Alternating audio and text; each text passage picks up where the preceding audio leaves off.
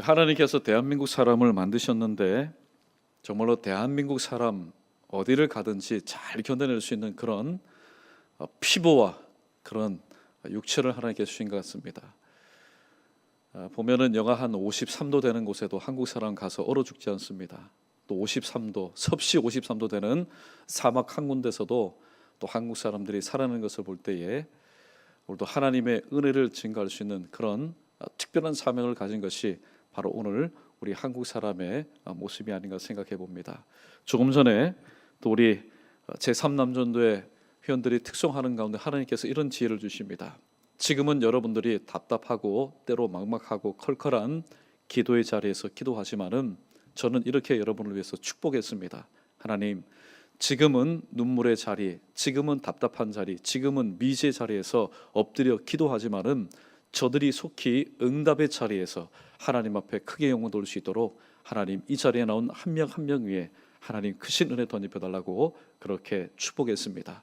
여러분, 지금 이 시간 기도의 자리에 계시면은 연이어 여러분 응답의 자리에서 하나님께 크게 영광 돌릴 수 있는 오늘 이 금요교대를 사랑하여 나온 저와 여러분 우리 모두 되기를 주님의 이름으로 다시 한번 크게 축복합니다. 자, 오늘 본문 말씀의 제목을 한번 크게 한번 따라해 보겠습니다. 오늘 또 말씀의 역사는 일어납니다. 믿습니까? 오늘 또 말씀의 역사는 일어납니다. 2000년 전에 사마리아 지역에서 일어난 말씀의 역사의 그 현장을 저희들이 잠시 한번 둘러보고 오늘 하나님께서 우리에게 주시는 말씀의 교훈을 따라서 기도하는 시간을 갖도록 하겠습니다.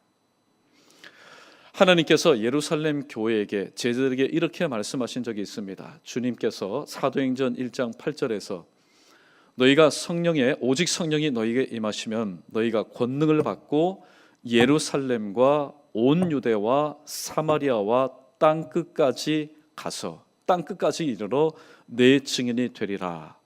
그렇게 주님의 귀한 명령을 받았던 예루살렘 교회였습니다. 그러나 그 명령을 받았던 예루살렘 교회 오늘도 안으로만 살찌기 시작하였습니다. 모이는 교회로서의 사명은 온전히 감당하였지만은 흩어지는 교회의 사명을 잊어버렸습니다. 왜냐하면 너무나 잘 모였기 때문에, 또 모임으로 인해서 재정도 넉넉했기 때문에, 또 그 모임이 너무나도 아름다웠기 때문에 모이는 데만 열중하여서 살만 지우는 교회가 되어버렸습니다. 물론 예루살렘 교회가 성장하는 과정 가운데 여러 가지 교회적인 위기가 있었지만은 또 사도들을 중심으로 기도함으로 이 모든 것을 잘 감당했습니다. 또 극복했고 해결했습니다. 그럼에도 불구하고 예루살렘 교회는 여전히 하나님의 말씀을 잊어버렸습니다. 이르러 내 증인이 되리라는 그 말씀을 잊어버릴 때에 성령 하나님께서 이 스데반의 순교를 통하여서 예루살렘 교회를 완전히 뒤집어 놓습니다. 온전한 모습으로는 단 한 명도 흩어지지 않을 것이 뻔하였기 때문에 성령 하나님께서 완전히 뒤엎어 놓으셨습니다. 그 결과 스데반의 순교로 인해서 예루살렘 교회 가운데 큰 환란이 일어났습니다. 성경에 보니까 사도들을 제외한 많은 사람들이, 성도들이 다 흩어졌습니다. 그런데 그 흩어진 사람들이 무엇을 했을까요? 흩어진 사람들이 꽁꽁 숨어서 자기 생명을 보존한 것이 아니라 하나님의 말씀을 비로소 증거하기 시작하였던 것입니다.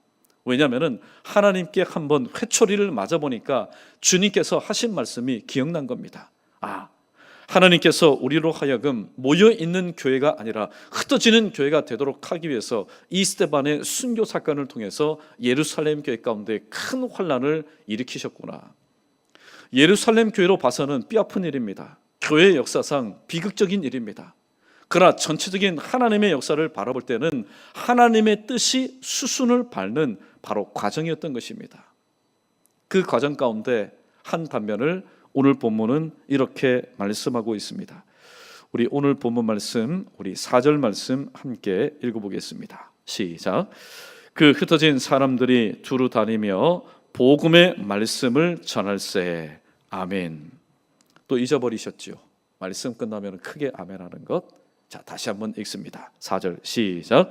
그 흩어진 사람들이 두루 다니며 복음의 말씀을 전할세. 아멘. 그 흩어진 사람들이 복음의 말씀을 전하였다 얘기하고 있습니다. 예수님께서 마태복음 4장 19절에서 이렇게 말씀하신 적이 있습니다. 나를 따라오라. 내가 너희를 사람 낚는 어부가 되게 하리라. 어부라고 해서 다 어부가 아닙니다. 항구에서 그냥 그물만 깁는 어부는 어부지요. 또 항구에서 머물러 있는 어부겠죠. 그러나 어부가 어부되는 것, 어부의 그 이름의 진가는 바로 저 바다로 나가서 그물을 던질 때에 그는 과연 어부라고 말할 수 있는 것입니다. 오늘 본문에 그 흩어진 사람들, 이들의 별명은 제자들이었을 겁니다. 이들 중에는 예수님의 직계 제자들도 있었을 것이고 또 그 제자에 의해서 제자가 된 사람들도 있었을 것입니다. 이들이 흩어졌습니다. 비로소 하나님의 뜻이 무엇인지를 깨달은 사람들이었습니다. 그들이 흩어졌을 때에 한 일이 무엇이었습니까? 오늘 4절 말씀을 보니까 복음의 말씀을 전하였다. 복음이 무엇입니까? 예수 그리스도께서 십자가에 못 박혀 죽으셨다가 3일 만에 부활하셨다. 이 복음의 말씀을 증거하기 시작하였습니다. 여러분, 교회가 교회다울 때 어떨 때 교회다울까요? 그것은 바로 어부의 사명, 전도, 하나님의 말씀을 감당할 때 교회다운 교회로서의 사명을 감당할 수 있다는 사실을 오늘 4절 말씀은 우리에게 증가하고 있습니다. 오늘 4절 말씀을 통하여서 저와 여러분 우리의 모습을 잠시 한번 돌아보겠습니다. 우리는 오늘 또 어부의 사명을 감당하고 있는가? 어부의 사명을 감당하고 있는가? 사실 우리 연희교회 이 안은 어떻게 보면은 아무런 염려, 근심, 걱정하지 않는 또 안전한 항구에 비유할 수 있을 것입니다. 그럼 우리의 주변 이 연희동 일대를 통해서 서대문구 또 대한민국 전역을 한번 보십시오. 정말로 하루 동안에 무슨 일이 일어날지 모르는 그런 풍랑이 있는 전혀 예측 불가능한 그런 일기를 가지고 있는 세상의 삶의 모습입니다. 이러한 세상으로 우리는 얼마나 오늘 또 나가고 있습니까? 그리고 만나는 사람들을 향해서 복음의 말씀, 예수님은 저와 당신을 위해서 십자가에 못 박혀 죽으셨습니다. 죽으실 뿐만이 아니라 또 우리의 구원을 온전히 이루기 위해서 부활하셨습니다. 그 주님은 다시 이 땅에 오실 것입니다. 복음은 어려운 것 아닙니다. 복음은 심플합니다. 진리는 어려운 것, 복잡한 것 아닙니다. 진리는 간단한 겁니다. 이 간단하고도 심플한 이 복음의 말씀을 오늘 본문의 4절에 그 흩어진 사람들이 전하였던 것처럼 우리는 오늘 또 세상 사람들을 향하여서 전하고 있는가? 오늘 우리 자신을 향해서 다시 한번 자문자답해 볼 필요가 있습니다. 자문자답해 볼 때에 나는 아직까지 어부의 사명을 감당하지 못하고 있다라고 그렇게 내 양심이 오늘도 나를 향해서 말한다면은 하나님, 오늘도 저를 명색이 어부로 주님께서 삼으셨는데 오늘 또 그물을 한 번도 던져보지 못하는 어부가 무슨 어부입니까? 하나님께서는 우리 각자에게 말씀의 그물을 주셨습니다. 그 말씀의 그물을 그들이 듣든지 듣지 않든지 혹은 때를 얻든지 못 얻든지 힘써 증가하라. 주님께서 에스겔을 통해서 또 바울을 통해서 말씀하셨는데 그 말씀을 우리가 익히 알고 있는데 오늘 또 실천하지 못하고 있습니다. 하나님, 오늘도 머리에만 맴도는 그런 복음의 말씀 되지 않게 하시고 나 비록 부족하지만은 여러분 기억하십시오. 내가 아무리 부족하다 할지라도 그 도구를 누가 사용하느냐, 그 도구를 사용하는 사람에 의해서, 사용하는 분에 의해서 도구가 가치가 있는 겁니다. 아무리 내가 좋은 도구, 값난 그런 도구를 할지라도 나를 사용하는 이가 하나님이 아닌 다른 사람일진데 나의 삶은 그렇게 빛나지 않을 겁니다. 그러나 내가 질그릇이면 어떻습니까? 내가 나무 그릇이면 어떻습니까? 하나님께서 나를 사용하신다면은 내가 나무 그릇, 질그릇 혹은 금그릇, 은그릇이기 때문에 내 인생이 빛나는 것이 아니라 하나님이 나를 사용하시기 때문에 그 하나님에 의해서 내 인생이 빛나는 것입니다. 아무쪼록 오늘 4절에 기록된 말씀처럼 또 흩어진 사람들이 두루 다니면서 복음의 말씀을 전한 것처럼 하나님께서 우리 각자 손에 쥐어주신 말씀의 그물이 있습니다. 사이즈가 커도 상관없습니다. 작아도 상관이 없습니다. 문제는 아무리 큰 넓은 좋은 말씀의 그물을 가지고 있으면 못합니까? 한 번도 던져보지 못한다면 무용지물입니다. 그러나 아무리 작고 낡은 말씀의 거울이라 할지라도 그 말씀의 그 그물을 오늘도 실천하여 던질 때에 한 심령이라도 나의 헌신을 통해서, 나의 복음 증거를 통해서 영혼 구원받는다면 이 또한 이 세상에서 가장 값진 일을 감당하는 충성된 종의 삶의 모습일 것입니다. 오늘 4절 말씀을 통해서 주님 맞습니다. 나를 따라오라, 내가 너희를 사람 낚는 어부가 되게 하리라 말씀하셨는데, 오늘 또 내 자신이 사람 낚는 어부의 삶을 살아갈 수 있도록 하나님 내게도 그러한 은혜와 능력을 허락하여 주셔서 내 손으로 뿌리고 내 입으로 증거한 말씀이 오늘 또 그들을 통해서 열매 맺을 수 있도록 하나님 은혜 베풀어 달라고 또 여러분 기도하시면서 그러한 삶의 현장에서 귀한 복음의 사역을 감당할 수 있는 저와 여러분 우리 모두 되기를 주님의 이름으로 축원합니다. 계속해서 우리 5절 말씀 읽어보겠습니다. 5절입니다. 시작. 빌립이 사마리아 성에 내려가 그리스도를 백성에게 전파하니. 아멘. 오늘 여기에서 우리는 사마리아 이 이름의 유래를 한번 우리가 살펴볼 필요가 있습니다. 하도 많이 들은 이야기입니다. 사마리아, 사마리아.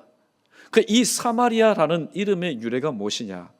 성경 열왕기상 16장 24절 말씀, 우리 자막에 뜬 말씀을 천천히 한번 읽어보겠습니다. 함께 읽습니다. 시작. 그가 은 2달란트로 세멜에게서 사마리아 산을 사고 그 산 위에 성읍을 건축하고 그 건축한 성읍 이름을 그 산 주인이었던 세멜의 이름을 따라 사마리아라 일컬었더라. 아멘.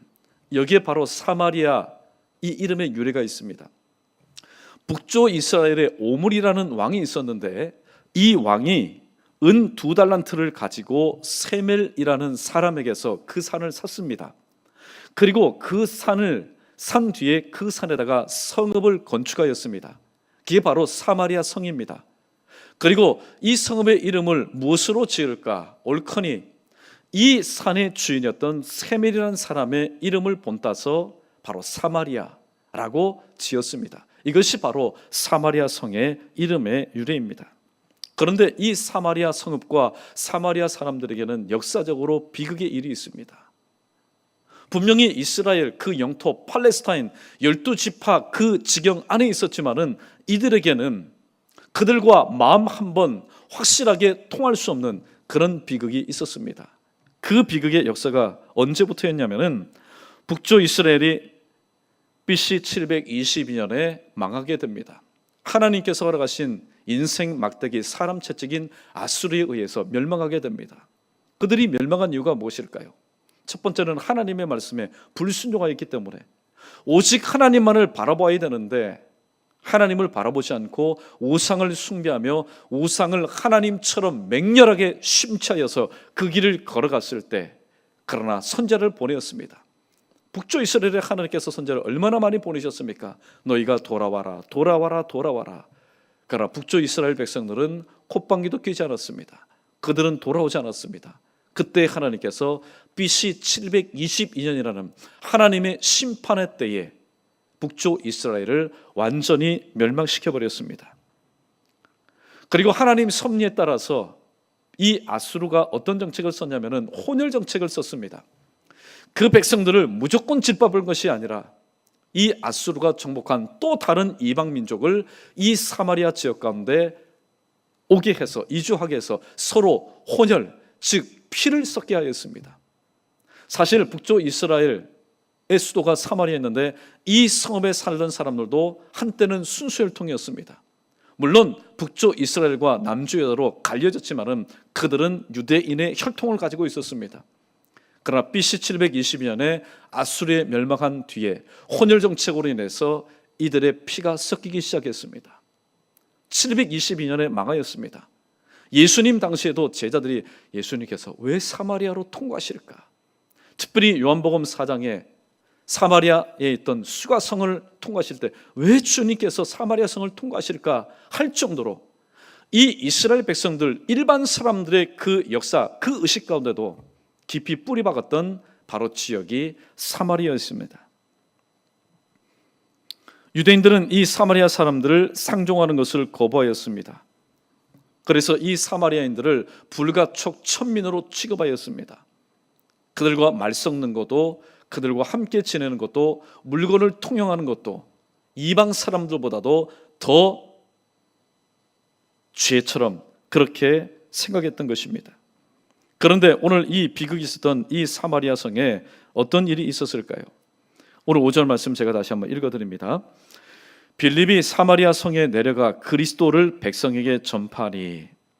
그런데 사마리아 사람들이 빌립 집사에 의해서 오늘 처음으로 하나님의 말씀, 복음을 전해 들은 것이 아니었습니다.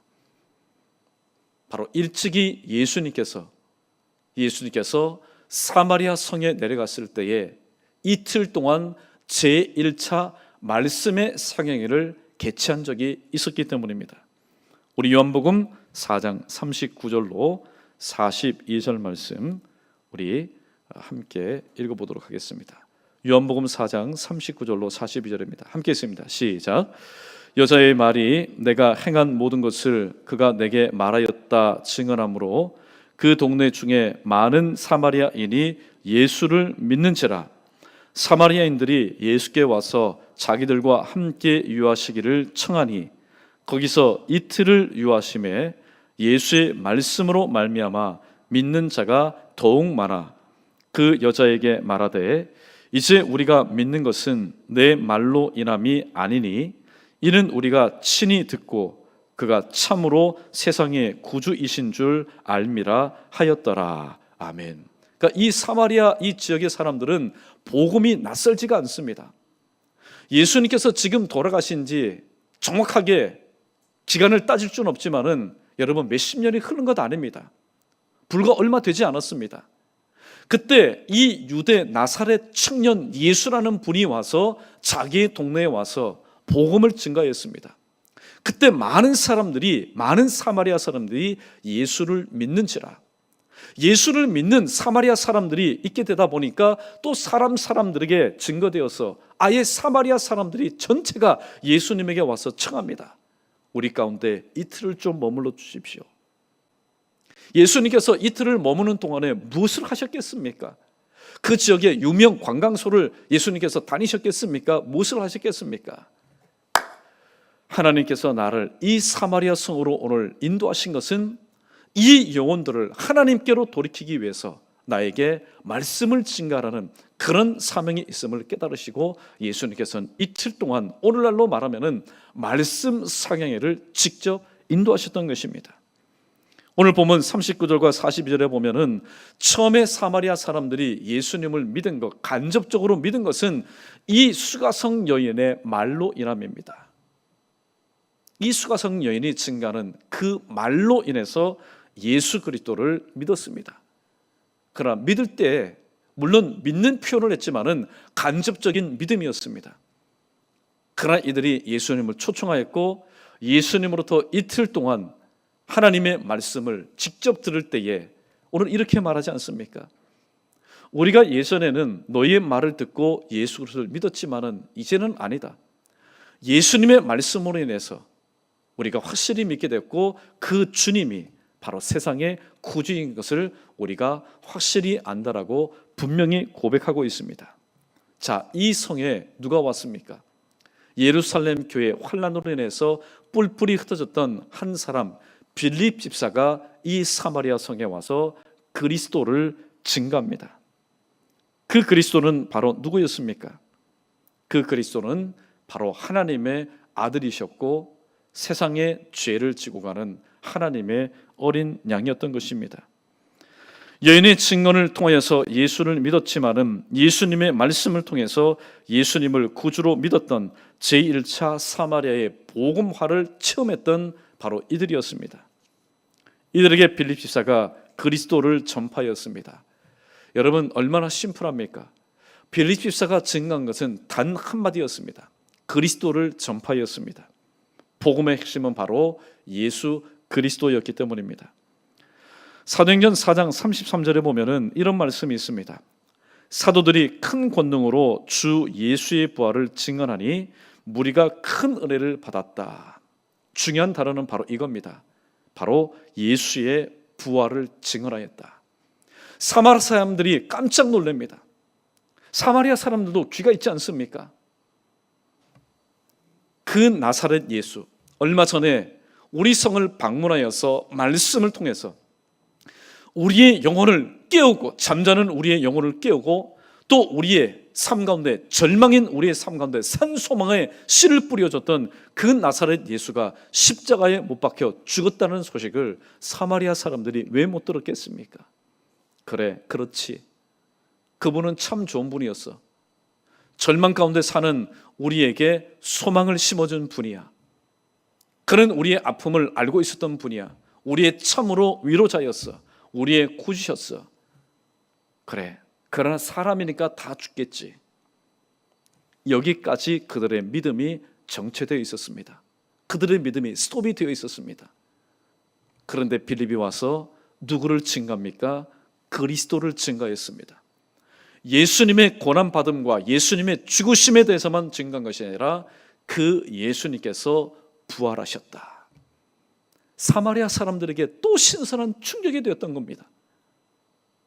우리가 죽은 줄만 알았던 그 나사렛 청년, 우리가 믿었던 그 구주께서 다시 살아나셨다. 오늘 죽음 앞에서 떨고 있었던, 두려워하고 있었던 이 사마리아 사람들에게도 부활의 산소망이 생긴 것입니다. 그래서 오늘 본문 말씀에 보니까 우리 6절과 7절 말씀 계속해서 우리 읽어보겠습니다. 6절과 7절입니다. 시작. 무리가 빌립의 말도 듣고 행하는 표적도 보고 한 마음으로 그가 하는 말을 따르더라. 많은 사람에게 붙었던 더러운 귀신들이 크게 소리를 지르며 나가고 또 많은 중풍병자와 못 걷는 사람이 나으니. 아멘. 오늘 여기 본문에 6절에 무리가 빌립의 말도 듣고 행하는 표적도 보았다고 얘기합니다. 이 무리는 어떤 무리였을까요? 사도행전 16장 9절에 보면은 사도 바울이 그들이 가고자 한 모든 행선지를 예수 그리스도께서 또 성령께서 막으셨습니다. 하나님께서 막으셨으면 도대체 우리를 어디로 가라고 하느냐. 그런데 밤에 환상 중에 이 소리를 듣게 됩니다. 마게도냐로 건너와서 우리를 도우라. 환상 중에 그러한 모습을 바라보게 됩니다. 그리고 건너가서 복음을 증거할 때에 첫 번째로 자주장사 루디아라고 하는 사람과 그의 가족이 예수 그리스도를 믿게 되었고, 또 복음 증거하다가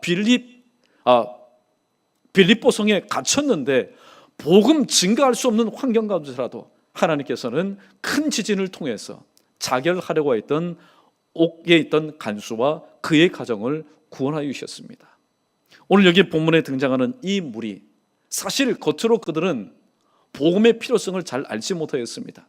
그러나 일찍이 나사렛 예수 그리스도에 의해서 복음의 말씀을 들었고 그 복음의 씨앗이 뿌리를 내리고 지금 생명의 가지를 움트는 그런 시기 가운데 그들의 영혼이 이렇게 부르짖지 않았을까요? 제발 우리에게로 와서 예루살렘에만 머물러 있지 말고, 예루살렘에서 너희끼리만 말씀으로 인해서 잔치를 벌이지 말고 제발 우리에게로 와라. 일전에 예수 그리스도께서 증가하신 그 말씀이 점점 힘에 가니 우리의 영혼이 점점 답답하구나. 사마리아 사람들은 기도하지 않았습니다. 그러나 그 복음을 전해 들었던 영혼들이 오늘 예루살렘 교회를 향해서 외쳤던 것입니다.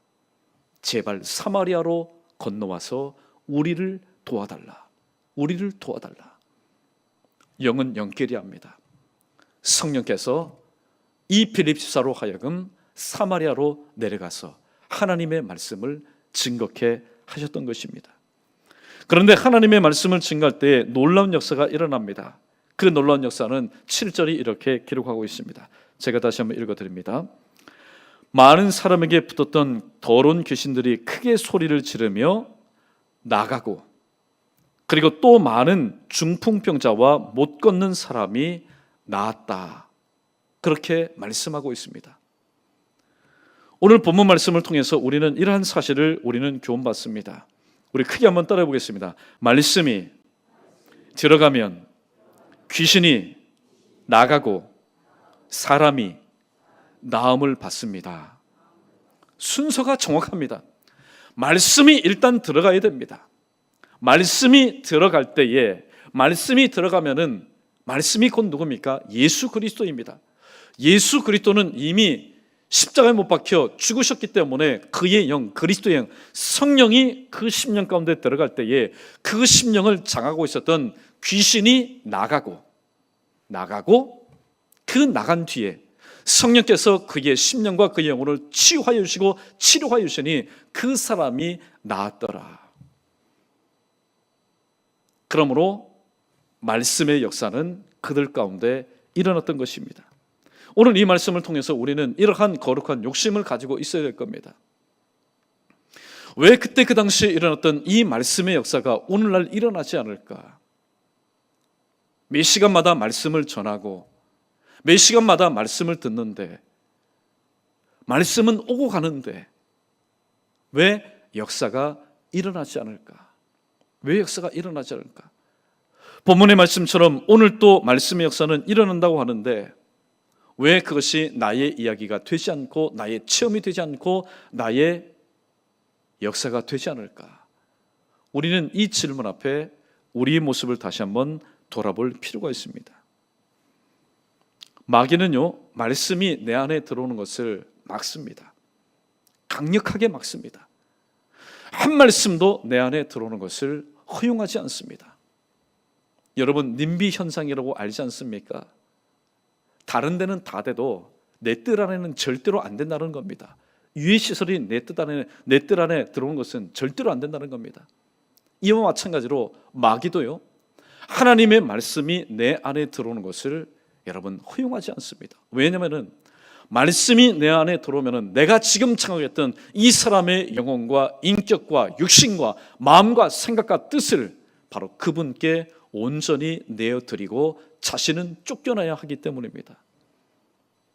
그렇기 때문에 앞으로는 말씀 증가하는 것도 힘든 시대입니다. 왜냐하면 이만저만 버티는 게 아니기 때문입니다. 그러나 우리는 그러한 영혼을 위해서 하나님께서 말씀하신 것처럼 사람 낚는 어부의 역할을 온전히 감당해야 됩니다. 누구처럼요? 바로 빌립 지사처럼 감당할 수 있어야 됩니다. 오늘 이러한 역사가 일어난 것은 마가복음 16장 17절과 18절에 기록된 예수님의 말씀의 성취이기 때문입니다. 자막 준비됐습니다. 우리 마가복음 16장 17절과 18절 말씀 우리 크게 한번 읽어보겠습니다. 시작.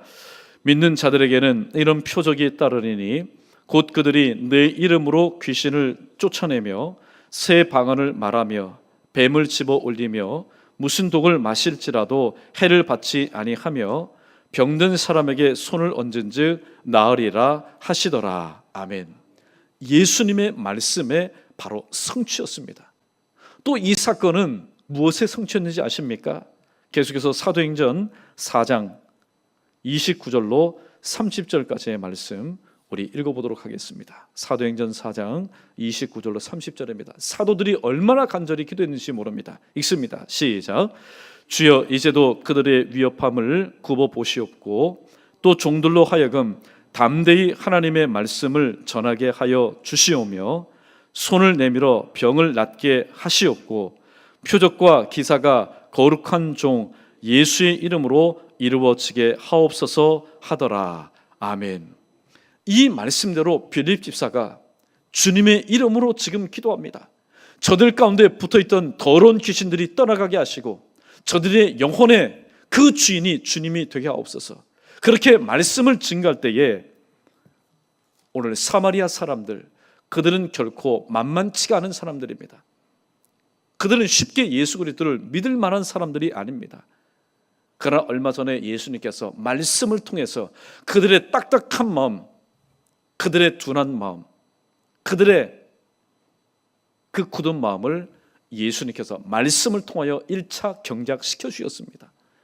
그리고 그들이 사모하며 그들이 하나님의 말씀을 원할 때에 주님께서는 빌립 집사를 통해서 이미 예수님께서 1차적으로 말씀의 상연을 통해서 기경하여 둔 그 옥토와 같은 마음 가운데 또 빌립 집사의 증언을 통해서 하나님의 말씀을 다시 증가했던 것입니다. 이때 어떤 놀라운 역사가 일어났습니까? 오늘 8절 말씀 우리 마지막으로 읽어보겠습니다. 8절입니다. 시작. 그 성에 큰 기쁨이 있더라. 아멘. 오늘 본문에 등장하는 이 빌립 집사는요, 기쁨을 주는 인생이었습니다.